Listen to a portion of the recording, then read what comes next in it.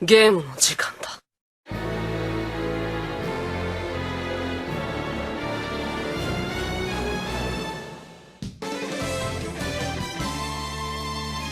Yu-Gi-Oh! Duel Monsters Saikyo Card Battle is a Duel Monsters based game that was released in Japan on the Nintendo 3DS eShop on July 6, 2016, and the game was released as a free game to those who are interested in Yu-Gi-Oh! And it was designed to be a game based around getting new players into Yu-Gi-Oh! And this game strives to be the most ambitious Yu-Gi-Oh! Title to date, as for the first time since the Duel Terminal series, every single monster in the game has animations, and there are multiple 3D environments for them to battle in, as each monster in the game has their own summoning and attack animations, giving off for what seems to be the first time in a while, a game that tries to replicate the anime style of Yu-Gi-Oh! And to add to this, every single character in the game is fully voice acted, with the main character of the game having many unique voice lines for almost every ace monster featured in the game.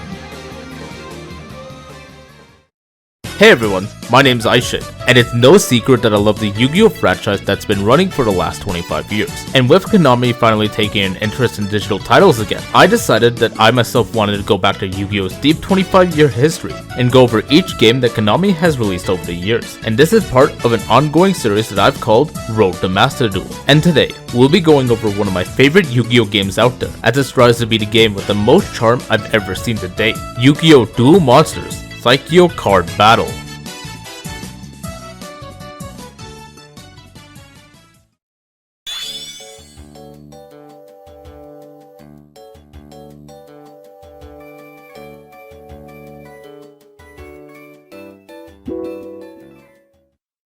The game begins with Kaiba summoning his Blue Eyes White Dragon in front of an audience during a duel, and after this duel, Kaiba announces a new tournament that players of all ages can participate in, and that tournament is called the Legend Challenge, which will use the solid vision system that will make the monsters come to life, and Kaiba announces that the grand prize for this tournament is a copy of the very rare Blue Eyes Alternative White Dragon, the modern form of Blue Eyes White Dragon.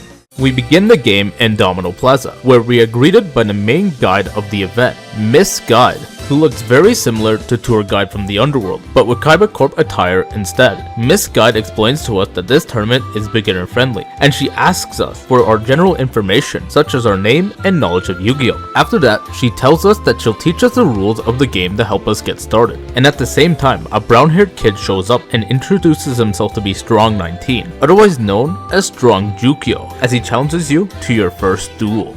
Wait. Were you about to talk about the first duel before explaining the significance of speed duels? I'll take things from here. If you've dabbled in Yu-Gi-Oh! Video games before, it probably won't come as a shock to know that the duels in Saikyo Card Battle operate under a unique rule set. However, what sets Saikyo Card Battle apart from other Yu-Gi-Oh! Video games is that its rules aren't a complete departure from the TCG. They're just toned down. While most Yu-Gi-Oh! Video games took liberties with the TCG, featuring some of the same cards from the anime and manga, but not having much else in common, Saikyo Card Battle takes a different route with its Speed Duel system, which was designed specifically to simplify the TCG. Essentially everything remains the same, but with a few limitations. Life points start at 4,000 instead of 8,000, your opening hand shrinks down to 4 cards from the usual 5, both players get 3 monster zones and 3 spell and trap zones instead of 5, decks can range from a minimum of 20 cards to a maximum of 30 cards, the extra deck can only have up to 5, and there's no main phase 2. If this rings a bell, it's because Saikyo Card Battle laid the groundwork for Yu-Gi-Oh! Duel Links, which obviously is much more popular. They share the exact same speed duel system, as well as some of the game's other assets. And interestingly enough, Speed Duels made their debut as a minigame in the Duel Terminal arcade cabinets long before either of these games existed. They've been around for a long time. But that's enough from me, let's hear about that first battle. The first duel of the game is a tutorial battle against Strong 19 that teaches the fundamentals of Yu-Gi-Oh! And one thing about Saikyo Card Battle is that the game takes a lot of time making sure that you understand the rules of the game. And a good criticism I have about this game is that the game does a lot of hand-holding before you're actually able to play the game yourself, as the game takes every moment it can to teach you a new mechanic if it shows up, as it even has its own tutorial duel for spell cards, trap cards, and fusion summoning to my knowledge, which are all unskippable, even though the game asks you for your proficiency level. So just for the sake of the review, I'm going to skip every duel that does this going forward, because I already assume you guys know how to play Yu-Gi-Oh! Well, at least I hope you do. After beating Strong 19, a rivalry is born between the both of you as he swears to get stronger cards. Afterwards, 3 people come over to berate Strong 19 for losing his duel, who introduce themselves as the 4 Heavenly Kings, which are the game's main group of characters that you interact with in this game. First we have Strong 19, a chubby kid whose main strategy is generic beatdown and his overall fascination with 1900 attack monsters. Then we have the wild duelist, Psychic Tendo, otherwise known as Saikyo Tendo. Then we have the girl duelist, Light Tsukiko, otherwise known as Tsukiko Kuroda, who has a Potan whose emotions are changed alongside hers. And finally, we have the King of Darkness, Dark Kuroda, otherwise known as Yami Kuroda, who has 8th grader syndrome as he always seems to be proclaiming to the darkness. And they each state their own intentions to win the tournament. And during the next hour of the game, you'll have a tutorial battle with each one of the 4 Heavenly Kings, each teaching you a new mechanic of the game. Okay, so it's time to talk about the game mechanics in Saikyo Card Battle, as I know they are very different from a traditional Yu-Gi-Oh game. The biggest thing in this game is that instead of deck building, you get structure decks to duel with instead. And what I mean by this is that you basically duel with structure decks, and the more games you play, the more structure decks you unlock. The game starts you off with a normal monster structure deck, and then a Gem Knight structure deck later on, and the game runs in the following manner. There are 3 parts to the days in this game: morning, evening, and nighttime, each with their own respective character spawns, and you can do up to 3 duels every day against different people to grind for a deck. And it's kind of confusing on how unlocking and upgrading decks works in this game, so here's an explanation. When you win a duel against any character in the game, you get 3 cards at random that drop from that specific character, and this matters because each character in the game has their own drop pool, similar to Forbidden Memories. And when you have a certain amount of each card, you are allowed to buy and craft that character's deck so that you can use it as well. And basically what it boils down to is that you unlock the decks you use in duels, but you would need to duel them multiple times to unlock that deck, as not every card drops in a single duel. Additionally, decks have multiple power levels that you can unlock higher tiers for in the later stages in the game, which you'll have to acquire the cards for by beating the opponent using that higher tier deck. Also, each opponent has their own deck and archetype, such as the Dueling Boy with his Mist Valley deck and the Advanced Boy with his Steel Swarm deck. And for example, to unlock a level 2 Steel Swarm deck, we have to duel the Advanced Boy for his level 1 deck, and then we have to duel the Tyrant Employee multiple times for his level 2 deck, and vice versa for the character with the level 3 deck. And finally, there's an extra currency in this game called duel points, but these are basically irrelevant as they let you get packs for cards, but you only get 1 card at a time, and normally it's just a random card. And in this game, the main gameplay loop is to keep winning duels and upgrading your decks until you're qualified enough for the next stage of the Legend Challenge.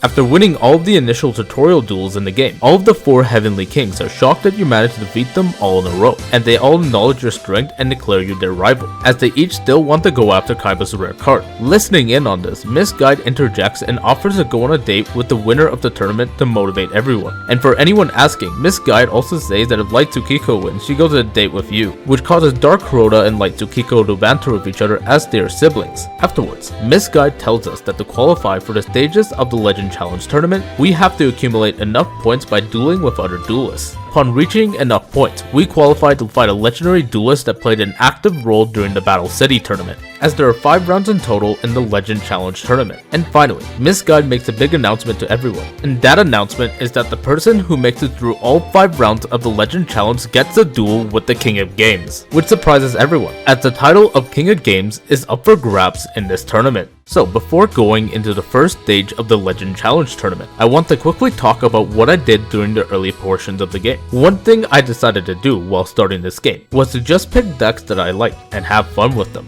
which is what I'll be doing through my playthrough. And an interesting thing about this game is that most of the dual terminal decks are in this game here, such as Jurak, Ice Barrier, Naturia, and Laval. And personally, I'm a huge fan of a lot of these archetypes, especially Ice Barrier in particular, because only tier 1 decks were available during this stage of the game. The 2 decks I was stuck with during this game was level 1 Steel Swarm and level 1 Gem Knights, which were both good decks in their own merits. Level 1 Steel Swarm is a pretty decent deck as it has a level 5 monster that can bring monsters back easily, and level 1 Gem Knight is incredibly versatile as it's focused around bringing out Gem Knight Crystal regularly, not to mention that the deck has good trap cards like Wall of Disruption and Draining Shield. And I would believe you if you told me that you beat this game with just the Gem Knight deck, because of the accessibility it provides.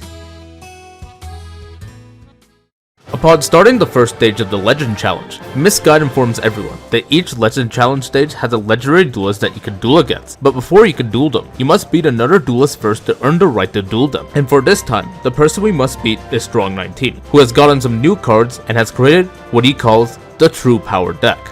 The first stage of the Legend Challenge is against Strong 19, who is running his True Power deck at level 1. And just like his name, his main ace monsters are vanilla monsters with 1900 attack. And his deck is a beatdown themed deck with level 4 or lower monsters with high attack thresholds of 1600 or above, with his strongest monsters being around the 1900 attack range, which in this game is a little difficult to get through since it's early on. And this duel is pretty easy, as the starting Gem Knight structure deck has a decently powered card that you can get out, called Gem Knight Alexandrite, which could special summon a Gem Knight crystal from the deck with 2450 attack, which can easily stomp out any unit that he has.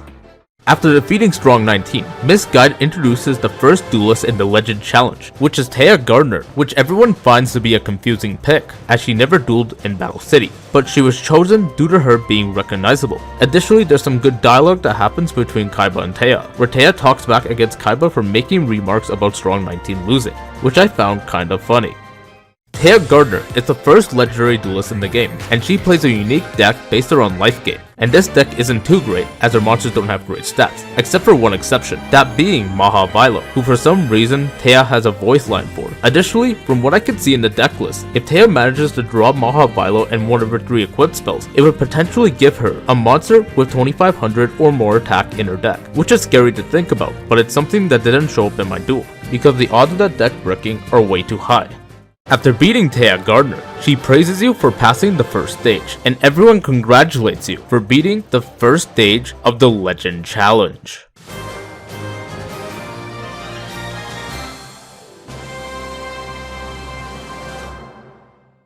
At the beginning of the next day, a cutscene starts where Psychic Tendo confronts us in the middle of the day, and while talking to him, a strange figure calls out to both of us from a distance, as it's somebody who we recognize very well, the King of Games. Yugi Moto shows up out of nowhere to say hi to us, as he was interested in the tournament, as he heard about it from Taya Gardner, and afterwards, he gives us a card to build a new deck with, that being Polymerization, which allows us to build a level 2 version of the Gem Knight deck, which allows us to use Fusion Summoning, in which Yugi does a tutorial duel with us to teach us Fusion Summoning, and afterwards, he leaves us to our own devices as he tells us that he's excited to face us in the Legend Challenge.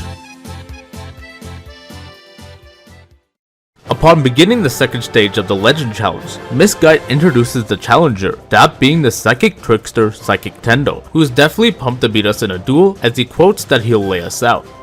Psychic Tendo is the first opponent in the second stage of the Legend Challenge, who is playing a deck based around psychic type monsters, with some notable ones being Krebons and Destructotron, as he plays cards like Magical Android in his extra deck to regain life points frequently. However, one big flaw with his deck is the lack of powerful monsters that do anything, as he runs more spells and traps than monster cards, which is a big flaw in his deck, as he barely has any monsters in his deck, as there are 8 in total, with only 6 of them being psychic type. Additionally, while we're here, I've actually noticed that he's had Miss Polymerization and Chthonian Polymer in his deck, which are actually straight up fusion counter cards. And you know what? I'll give this game props. The fact that Psychic Tendo actually has these in his deck actually shows me that this character is way smarter than he looks, as he specifically has counters to cards that he specifically saw us getting from Yugi, which I found to be pretty cool, as in my duel against him, he managed to use Miss Polymerization against my own Gem Knight Citrin, but that still didn't help him as he didn't draw any monsters of his own. The crowd cheers as we beat Psychic Tendo in this tournament, who grieves over his own loss. And with no time to waste, Miss Guide introduces the next legendary duelist in this tournament, as she says that he's President Kaiba's favorite underdog duelist in the Battle City tournament, that being Joey Wheeler, who is astonished by Miss Guide's comment, as he tells her that he made it right behind Kaiba in Battle City, in 4th place. And Miss Guide says that since Kaiba is her boss, she had to say that Joey was the underdog duelist, which I found pretty funny, because Kaiba is still pulling a fast one on Joey even behind the scenes. And finally, before this match starts, Miss Guide introduces us to the Solid Vision system, as for the first time in the tournament, the duelist will be taken to a different location while dueling. Joey Wheeler is a legendary duelist that shows up in the second stage of the Legend Challenge, who was playing a deck based on the cards he played in the anime, such as Time Wizard and Sword and Shield, and Joey plays various cards based around powering up his normal monster strategy, such as Amulet of Ambition and Heart of the Underdog. Additionally, Joy has 3 copies of his main ace monster, the Red Eyes Black Dragon, which has 2400 attack points, and normally this wouldn't be a problem as he would need to tribute summon it. But the other thing is that he also has 3 copies of Red Eyes Black Chick in his deck, which can instantly special summon it with no tributes, which makes it incredibly easy to bring out, and also makes Joy a difficult duelist to beat due to the fact that he can easily bring out powerful monsters. If it wasn't for the fact that the level 2 Gemini deck was so strong, I would have lost against him, as the deck is incredibly versatile as it has trap cards like Wild Disruption that can overturn a situation quickly, which is how I managed to beat him on my first try. After beating Joy Wheeler, he praises us for being strong for our age, but he tells us not to fret as he'll never give up on his dreams. And with that, Miss Guide announces that the second stage of the Legend Challenge has come to a close, with us being the victors of this stage.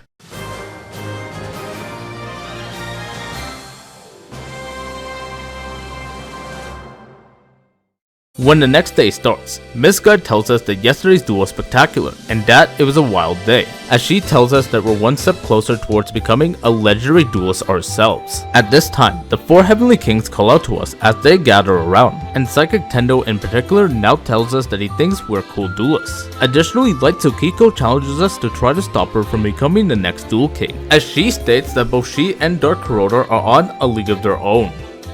Upon the start of the next day, a guy with green hair comes up to us and introduces himself to be Weevil Underwood, who exclaims that he was the winner of the Japan Regional Tournament, and that he also took part in Battle City. And as a token of appreciation, Weevil gives us some cards to build a new deck with, those being cards themed around building an insect themed deck. He claims that cards like those will help you build an unbeatable deck that can win you any duel. Afterwards, when he leaves, Miss Guy takes a look at the cards we received for a new deck and creates it for us, but she tells us in particular that this deck doesn't look very good, as she makes a disgusted face. At this time, the 4 Heavenly Kings stop by and give their thoughts on the insect deck that Weevil had given to everyone. They all obviously think it's weak, even though Miss Guide attempts to give the deck the benefit of a doubt by at least suggesting to try it in a duel, which no one really has confidence in, because the deck just sucks. After beating stage 2, a bunch of new duels become readily available to fight in the game, including a level 2 variant of the Steel Swarm deck and Joy's deck as well. At some point, I decided to duel the Tired Employee for his deck, because I really wanted to play different archetypes during my 3rd playthrough, as dual terminal archetypes are just aesthetically cool to me, and honestly, I just like them a lot. And yes, I've definitely played this game multiple times over the years, and that's because of just how much I've liked this game. Since we're here, I want to talk about how well this game nails the atmosphere of Yu-Gi-Oh! As a fully modeled 3D world to explore is something that I've always wanted from a Yu-Gi-Oh! Game, because it allows for true immersion. Adding to that, every soundtrack in this game is just perfect, from the multiple dueling themes in the game to the separate overworld themes. Makes for a perfect combination of music to suit this game. I especially love how the separate times of day are handled in this game as well, as the background of the free duels are determined by the time of day that you're in, and this definitely gives variety to the duels in the game, as everything is 3D modeled. And I really want to just emphasize how important the atmosphere of this game is for me, as I feel it's really important when it comes to Yu-Gi-Oh! Games as a whole, as I feel the main thing that separates a good game from a bad game is how the game handles its atmosphere. For example, Forbidden Memories nails the Egyptian theme really well, and it keeps the style consistent for the whole game, which is an added bonus for the story the game wants to tell. On the other hand, we have games like Legacy of the Duelist that purely act as a simulator for old Yu-Gi-Oh! Duels, and while it might seem cool that we get to do a lot of iconic duels that the show had, the point is missed when almost all of the duels feel bland, as they basically all feel the same, as I feel a lot of the duels in that game use the same style of music, which doesn't really differentiate things. And here's where I come back to this game, as it's an important aspect to keep a consistent style in games like these. And the fact that Saikyo Card Battle takes the time to make duels feel like anime duels is probably one of the reasons why I keep coming back to this game. And the fact that every character is voice acted in this game is an added benefit. And for example, take a look at how this game handles duel climaxes, as it's probably one of the best things about this game, as it makes winning duels in this game so satisfying.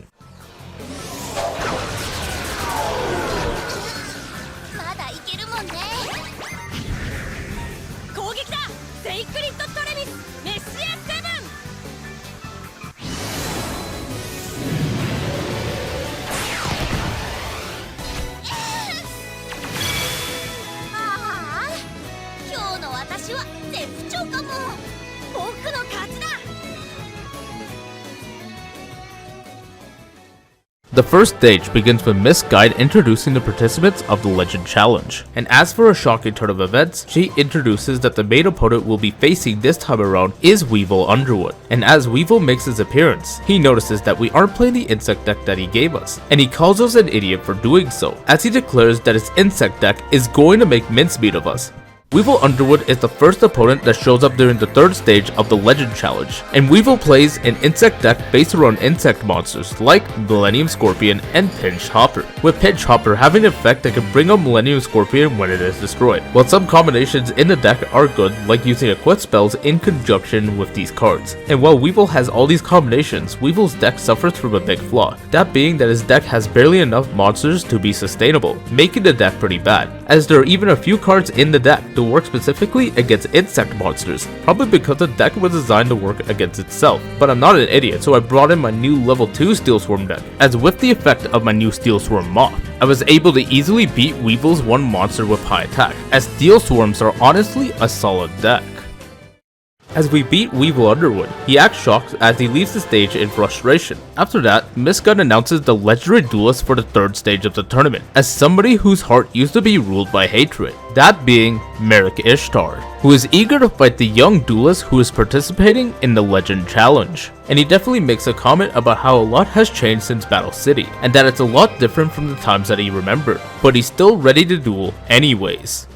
Merrick Ishtar is a legendary duelist that shows up in the third stage of the Legend Challenge, and before I talk about his deck, can I just say just how good the visuals look here. The entire dueling environment of the blimp from Battle City has just been recreated here, and dare I say that it looks so cool. The fact that it feels like we're actually dueling on the blimp makes it feel so much better to experience. For this duel, Merrick plays a Gravekeeper deck, using cards from the Gravekeeper archetype, and his deck mainly consists of 3 main Gravekeeper monsters like Gravekeeper's Recruiter, Gravekeeper's Descendant, and Gravekeeper's Visionary to keep a constant flow going. And his deck has cards like Trapped Hole to add to its overall strength to stop your opponent from playing the game. But other than that, the deck doesn't have too many other cards to work with, as having a monster that is stronger than his main Gravekeeper's monsters is enough to keep him at bay, as they aren't strong enough to deal with those monsters alone.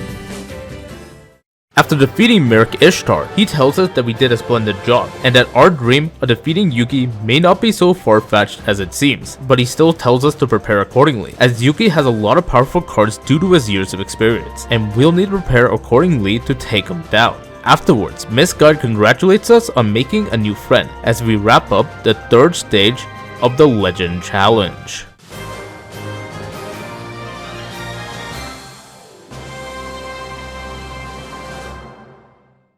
After defeating both Weevil and Merrick in the Legend Challenge, Miss Guide tells us that we only have a few stages left in the Legend Challenge. Furthermore, the 4 Heavenly Kings come again to greet us in the same fashion, and Dark Kuroda and Light Tsukiko make the same declaration that you'll never be able to beat the both of them, as Light Tsukiko tells you that she can't wait for the chance to duel you. Subsequently, Miss Guide interjects and says that the finals of the tournament are well off, and that there's still time for us to strengthen our decks, which motivates everyone to do better in the tournament. Now that we've beaten the third stage of the Legend Challenge, Miss Guide has given everyone new decks at the maximum level, making almost every deck in the game buildable now. And my main goal while playing this game was to build decks that I wanted to play. And after some research, I've decided that the 3 decks I'll be going after would be Gusto, Laval, and Ice Barrier, which are all moderately difficult decks to grind for. And I think now would be a good time to talk about my grinding process for these decks. In the bottom right of Domino Plaza, there's an NPC standing in the bottom right of the park, which is named after the current day of the week. And I think you know where I'm going with this. Every day, this NPC switches with another NPC that runs a different deck. So basically, on Monday, the Gusto Duelist shows up on the spot, and on Tuesday, the Laval Duelist shows up on the spot, and on Wednesday, the Ice Barrier Duelist shows up on the spot, and vice versa for the other 4 days of the week. So essentially what it boils down to is that we get to duel each of these duelists 3 times a day every week, as they would only show up on that day. And the main process to duel these duelists Duelists is the duel their level 1, level 2, and level 3 variants respectively. And I wouldn't be lying if I said this wasn't tedious, as sometimes you might just need one specific card from their drop pool that just otherwise won't drop themselves, which is what happened in a few cases with me, especially when I tried to pull for the level 2 Ice Barrier deck, as it took me multiple tries before I was even able to pull Gungnir, and this is the same for other decks, and it would take me multiple weeks of in-game time to fully max out these decks. And while I could have done something simple like play Gem Knights, I wanted to play these decks, so I went through the effort of grinding them. The one good thing, however, is that you could skip the days in this game by saving, so I didn't need to waste 4 days of a week dueling other people before I dueled them again. And just to preface, this actually isn't as bad as Forbidden Memories, because at least the drop rates are relatively decent. The only bad part is waiting a week to get the chance to duel them again, because you would need to duel them multiple times to upgrade the same deck. And by the time I would start the 4th stage, I would have the 3 main decks that I would use for the rest of the game. At the beginning of the 4th stage, Miss God announces that to be trying something different for this round, as there will be 3 duels in this stage instead of 2, with both Light Tsukiko and Dark Kuroda showing up to be our first opponents. And as the first match begins, Light Tsukiko tells us that she won't be holding back as she refuses to lose. Light Tsukiko is the first opponent of the 4th stage, and her deck primarily consists of light attribute type monsters. Light Tsukiko is one of the 4 Heavenly Kings, and she's known for having a terrifying side when she duels. Light Tsukiko plays the Worm archetype from the Duel Terminal series, which are a series of reptile monsters focused on flip effects. And the main thing about her deck is the reliance of flip effects to consistently control the board by whittling down her opponent's cards. And additionally, Light Tsukiko has Radiant Mirror Force in her deck, which is a really powerful card that acts like Mirror Force, except that its only downside is that the opponent needs 3 monsters on their side of the field to use it, which actually got me pretty hard in my duel against her, due to her just destroying my entire board in the blink of an eye, which made the duel multiple times harder, as Worms were already a grindy deck to duel against. But luckily I was running my new Ice Barrier deck that I had gotten, and managed to make a Gungnir before anything bad came to pass. After the round, Light Tsukiko tells us that she's impressed at how strong we've gotten, and tells us that she'll root for us in the upcoming rounds. Dark Kuroda then approaches us as our next opponent, and makes a quote about sending us to the lowest parts of hell. Not like I experienced that in another game or something, so I'm ready to take on his challenge. Dark Kuroda is the second opponent of the 4th stage, and his deck primarily consists of dark attribute monsters. Dark Kuroda is known for his 8th Grader syndrome that he expresses during the game, and he always makes quotes about being embraced by the darkness. And so fitting his personality, Dark Kuroda plays Evil Swarms, a dark attribute focused deck. And honestly, he's actually pretty difficult to defeat, as Evil Swarms in this game are actually quite a solid deck, as he has some of the strongest level 4 monsters in his deck, with Evil Swarm Heliotrope having a 1950 attack base, which is higher than most monsters in this game, allowing him to quickly create a field presence that is hard to beat. And he also has some decent spells and traps like Dark Core and Justy Break, which can both cause serious damage as Dark Core banishes a card and Justy Break acts as a pseudo mirror force for normal monsters. And finally, he has his main ace monster, Evil Swarm Golem, which is a level 5 monster that can destroy any level 5 or higher non-dark monster your opponent controls. And I've definitely had my close calls in my duel against him, as his monster's base attack were far stronger than my own,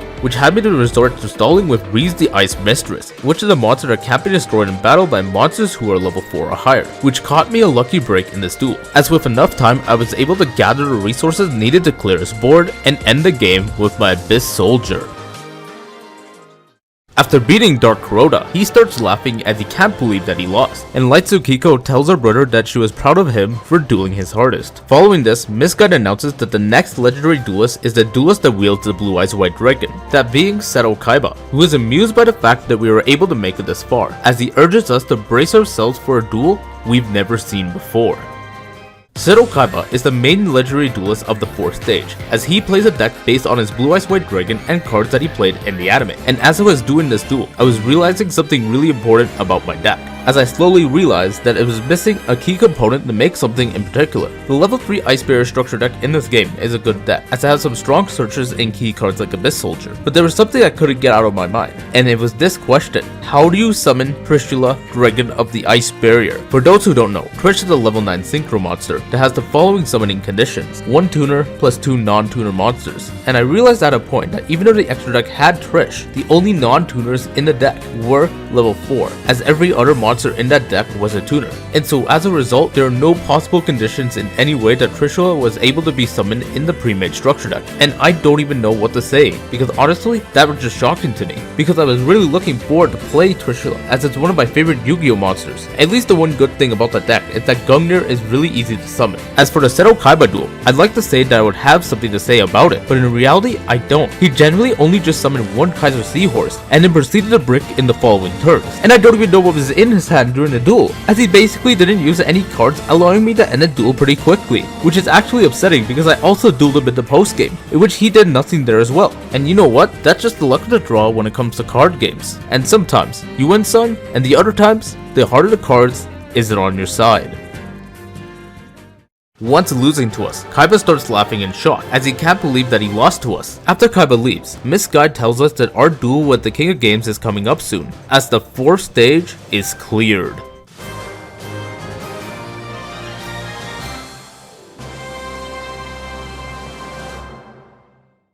When the next day begins, Miss Guide talks to us as we make it through the 4th stage, who is surprised that we beat her boss Seto Kaiba yesterday, and finally she tells us that our duel ranking has risen. Afterwards, the 4 Heavenly Kings declare that they haven't given up yet, as they still decide to go through the 4th stage themselves. And before going through the final portion of the game, Miss Guide tells us that this is a critical moment of our life, as we are about to do our final duels. Once the 5th stage has begun, Miss Guide announces that in order to face the Duel King, we'll have to face off against 4 separate duelists before facing him, and the first duelist is a recurring one, Strong 19. And Miss Guide is also confused about this, to what I quote, "It seems we just keep reusing the same characters over and over again. President Kaiba never really tells me why he does what he does. I'm not exactly sure what the point of the first 4 stages were." And you know what? I completely agree on that point, as it just seems that everyone is getting second chances in this tournament for no reason whatsoever. Which definitely made me laugh quite a bit when I first saw this, as I found it to be ridiculous. Strong 19 is back in the 5th stage of the Legend Challenge as one of the opponents to face. Strong 19 is playing a heavily improved version of his deck, with X-Saber monsters being a key focus of his new deck, as he runs X-Saber Vein and Herbalum in his deck now. Since I learned about that stupid discovery with Trishula in the Ice Barrier deck, I have decided that for this portion of the game to switch to Laval, which was a fire-themed archetype, and I wanted to play him since I had the chance to in this game. But his deck still seems to be mainly beatdown focused, which is what easily won me the duel, as he hasn't improved at all. Miss Guide announces the second duelist of the Legend Challenge, that being Psychic Tendo, who appears once again in front of us for a rematch. Psychic Tendo is the second opponent of the Legend Challenge 5th stage, as he runs a Psychic themed deck, and he runs new cards in his extra deck, including Thought Ruler Archfiend and Magical Android, as the deck also has access to Stormy Mirror Force and attack improvement cards like Psychic Sword, but he also still has some useless things in his deck like Mispolymerization, which doesn't really work against me, because I'm playing Laval, which is a Synchro based archetype, and he's still really not that hard to beat, as he still runs the same Monzo lineup from before. Miss Guide shows us the duelist for the 3rd round of the challenge, who happens to be Light Tsukiko, as she excitedly looks at us for a rematch. Light Tsukiko is the 3rd opponent of the 5th stage of the Legend Challenge, and she's playing an upgraded version of her Worm deck, this time with Worm King. Some things I've noticed from her deck this time around is that she has Alien Brain, an incredibly strong trap card that can just steal one of your monsters. And finally, her strategy revolving around flip monsters is more robust, as she has extra support cards that help her fill her field, like the Shallow Grave. And one thing I'd like to mention is that I really like how her character is, as the voice actor puts in their full effort to make the character go full Sundry on us, which is something I've really liked, as it makes me like the character even more. And even though I was able to beat her pretty easily, I could definitely see others struggling with her. Miss Guide announces the final duelist for the 5th stage, that being Dark Kuroda, who criticizes Miss Guide for her bad intro, as he just wanted to look cool, which I can respect. And Dark Kuroda tells us straight that he'll get revenge in this duel.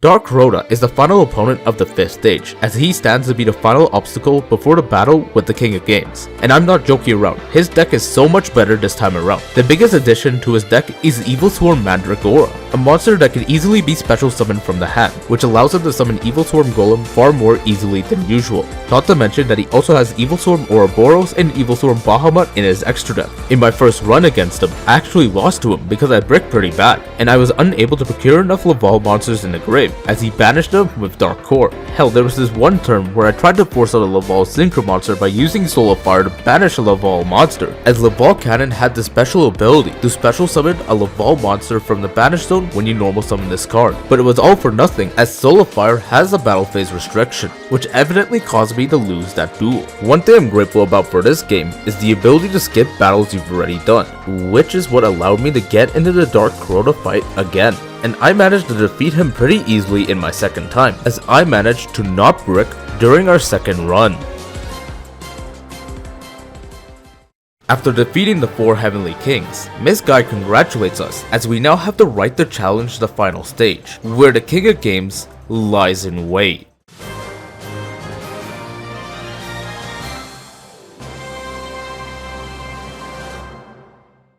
Before reaching the final stage, Miss Guide tells us that we've hit rank number 2, and in a comedic twist of events, she breaks the 4th wall and tells us that we've almost completed this game. Afterwards, the 4 Heavenly Kings arrive to wish us luck in the final battle, as they leave everything up to us for the final stage of the game. Miss Guide also comments that she's happy that everyone has finally become good friends, as everyone is counting on us to win the final stage of the game.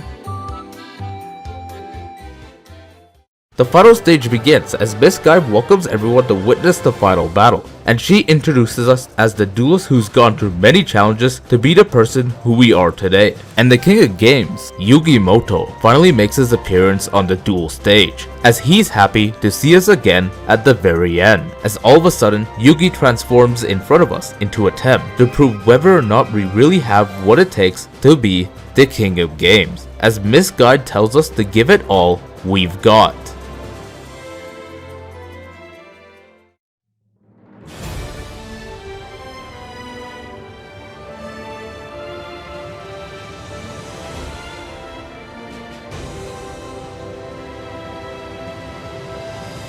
Atem is the final opponent of the Legend Challenge, and he plays a deck themed around the Dark Magician, with cards centered around bringing out his Dark Magician, and he runs support cards like Dark Magic Attack and Dark Magic Curtain to enhance his strategies. And additionally, he has Kribo, which can protect his life points in a pinch. So where do I begin? This duel ended in the same anticlimactic way as it did against Kaiba, as he was basically unable to do anything. And maybe it might be my fault for bringing in a level 3 deck, but honestly, what do you expect? I just wanted to play Laval's, but you can't blame me. He's the King of Games, and I would like to say that I've had better duels against the 4 Heavenly Kings. So here's what I did. Here's footage of me dueling him in the post game, rather than whatever that was. And from my observations, I'll say that his deck is really only a one-trick pony that only focuses on trying to summon the Dark Magician. And since we're here, I didn't notice a single one of his iconic power traps like Mirror Force or Magic Cylinder. Hell, even cards like Monster Reborn or Dark Renewal would have been good for this deck, but I'm disappointed not to see them here. One crazy thing is that this theme is actually reused in Duel Links as Kaiba's theme, and while beating Atem was easy,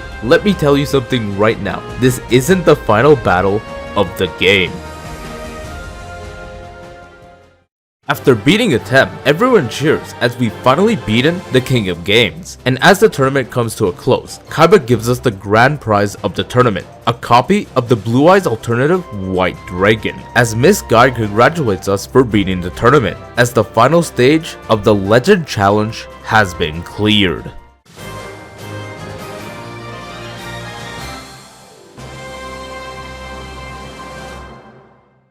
The day after the end of the tournament, the 4 Heavenly Kings gather in Domino Plaza to discuss how amazing yesterday's duel was, as we managed to defeat the King of Games. And during this conversation, Strong19 and Psychic Tendo bring up something that everyone forgot about, and that's about the supposed date that the winner was supposed to have with Miss Guide, which in that case being us. As Miss Guide interjects, everyone confronts her about this date, who in turn says that it was just something she made up to motivate everyone for the tournament. And Miss Guide suggests something to us, a request for a duel together, as that technically counts as a date. And everyone gets shocked at the fact that Miss Guide could actually duel, who claims herself that you actually have to be a qualified judge to even be a guide in the first place. And with that, Miss Guide tells us that it's time to begin our day, as the final duel of the game begins. Miss Guide is the final boss of Yu-Gi-Oh! Saikyo card battle, and she by all means deserves it. As the final boss of the game, her deck is structured way differently from any other deck of the game, as the deck is designed as if it were a custom built deck, which is built from some of the best cards of the game, such as Evil Swim Ouroboros, Exploder Dragon, Hellbeck, and the Assailant, and she's practically got it all, as her deck is very stacked, as it feels like she has a toolbox to suit her every need, such as having Magical Android in the extra deck for life gain, or Bottomless Trap Hole to stop any good monster that could be summoned. And to put the icing on the cake, she has almost all of the good traps like Trap Hole or Spikes. But the most dangerous part of her deck is her use of continuous spell cards like Burden of the Mighty, as its continuous spell effect of making monsters lose attack is incredibly strong, especially because spell and trap removal is not readily available in structure decks, which makes it increasingly hard to beat her. As in my first time against her, I lost due to the overwhelming force of her deck, as that deck had a response for every action that I would do. And the one thing is that some structures such as Gem Knights and Gustos are more than capable enough to beat her, as they each are versatile on their own. In my case, I use Gustos due to the fact that the deck has 3 copies of Creature Swap, which is overpowered for a game like this. And you know what? It's actually quite refreshing to have a casual final duel like this in a Yu-Gi-Oh game, as it sends the game off with a good impression, as being able to duel one of the people who were the closest to us in the entire game definitely made things more enjoyable. And as someone who's played through this game multiple times over the years, I always look forward to this duel, as it's one of the best handled duels in the game, as Miss Guide's voice acting is top tier, and the song is actually pretty good. There's a reason why it's the current outro song for this YouTube channel, as this is honestly my favorite track in the whole game, as this game shaped me to be who I am today, and just revisiting this game again feels good as a whole, as I've really enjoyed my time with this game. And without further ado, I'm happy to say that I've finally beaten Yu-Gi-Oh! Saikyo card battle.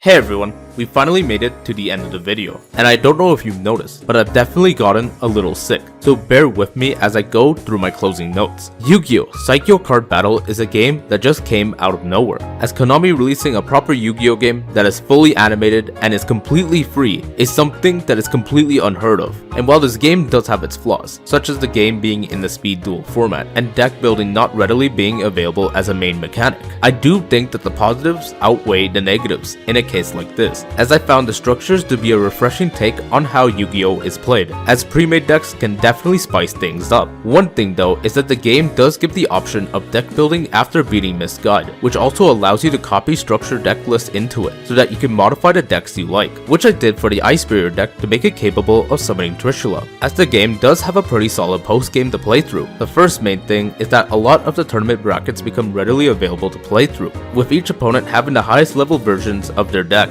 However, the biggest thing that this game has is a special event that can happen during the post-game. After talking to Yamebukura, who now shows up in the middle of the night, he gives you an opportunity of a lifetime and unlocks a special tournament bracket like none other, and that's the opportunity to duel with the duelists of the future. And that's right, you actually have the opportunity to duel Jaden, Yusei, Yuma, and Yuya all in the post-game, which are all actually well choreographed duels, as their decks are all really good and well designed. And if you ever played this game, this was the thing I would recommend you do, as it's just genuine fun. Also, I don't know if you've noticed, but the game's field actually does have pendulum zones on it, allowing you to pendulum summon. However, a big flaw with this is that you can only pendulum summon in the post game, and only 3 pendulum monsters in total have animations in the first place, which is actually quite a bummer, because I would have liked them to expand on this even more, as the pendulum summoning animation is really good. Also, this game does have Street Pass functionality, allowing you to unlock both Toons and Dragoonity through Street Pass. And lastly, this game does have DLC, but it's kinda bad because the DLC monsters do not have models, and it's just PNG images of the monsters in the game. Originally, the second video was actually planned to be on another game entirely, but because of a wave of inspiration, I hunkered down and decided to make the video on this game instead. And before I end this video, let me tell you a story.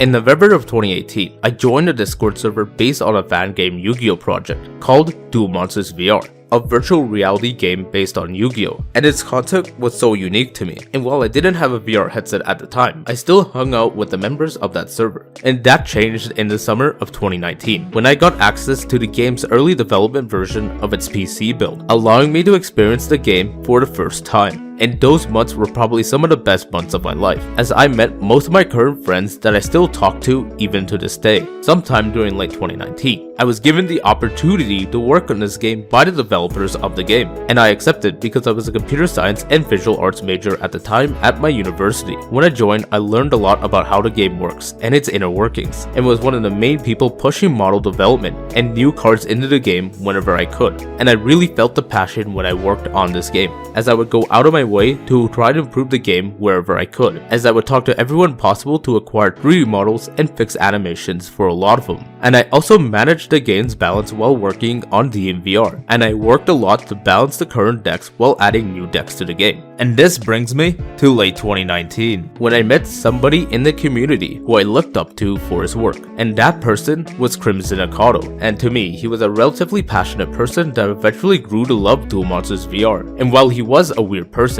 he was definitely enjoyable to be around. He originally came to me to talk about the 3D models I recently gathered for the game, as he was a huge fan of messing around with the dual terminal models. We then eventually clicked. By the end of 2019, he started working on various archetypes for the game, such as Dragon Maid and Fortune Ladies, which are still in the game even to this day. And he definitely helped me a lot when it came to genuine 3D model work, as we would talk for nights on end about our passions when it came to the game. At some point, we created the VIP board system, which allowed him to import over 40 custom maps into the game, which are actually still accessible to this day. We talked a lot about various things about this game, whether that would be about the infinite flying jump glitch that the game originally had, or the deck masters that I was implementing during the summer of 2020, as I spent a lot of time on voice calls with him during COVID, and he even helped me with various projects, such as the special challenge during the game's deck master tournament, where he created a full-on maze that players could travel through in the game. And he was definitely one of my greatest friends when it came to this game, and I was really upset when he was forced to depart from the game in late 2020, as he was one of the most passionate artists that the game has ever had, and my main motivation to work on DMVR had diminished ever since he had to leave. And even though he left, I still talked with Akato quite a lot, as he was in my own Discord server, and in the Battle Towers Discord server, where most of my friends usually stay, and a lot of us knew him for his quirky personality, and he was always enjoyable to be around, especially when he showed up to watch my videos and give me support. However, during the early portions of 2023, Akato would talk about his worsening health conditions that would put him in the hospital that year, and he posted his final messages in our Discord chat on July 26, 2023. Giving his final thoughts on everyone there, and he would pass away later that week. We got the news while we were doing a game night in the middle of August, and it shocked everyone to their core that Akato had left us, and I was very affected by this, as during that night, I would just open up DMVR for the first time in months, and just walked around his old Patreon maps. We eventually held a memorial with his sister, going over our memories with him during that time, and now that it's been months since he's left us, I'm still feeling a lot of regret, as I would always look back at our old chats and reminisce about the good times that we will never get back. And while at times, I still play Duel Monsters VR with my friends, I do wish that the current developers of the game would step up to the plate and reignite their passion for this game, as it was one of the greatest passion projects I've ever worked on during my life, as those were some of the best years of my life, and Akato was definitely a part of a lot of those great memories. And my personal request for me to the DMVR team would be to keep his Patreon maps in the game for as long as possible, as they're really important to all of us as a whole, and I really respect the work that everyone has done so far. Around the time I finished Road to Master Duel 5, I got one of those crazy ideas to work on a second video to co-release it at the same time, and while I hesitated at first, I decided to start on it immediately. And for the 3 weeks before this video came out, I worked full nights making sure this video would come out at the same time, as I wanted to release this video in honor of my friend, and I think it honestly turned out really well, as Saikyou Card Battle is a game both me and Akado talked about a lot, and if he were still around, he'd be elated to see it, as this video serves as my one final favor and memorial towards one of my greatest friends, and I still remember his final words to me even to this day, and I'll definitely never forget him for the rest of my life. And Akado, if I ever meet you again, I'll tell you that I'll never give up on my passions, and I'll keep working on the series for as long as I have to, and I'll personally tell you myself that I'll see you in my next video.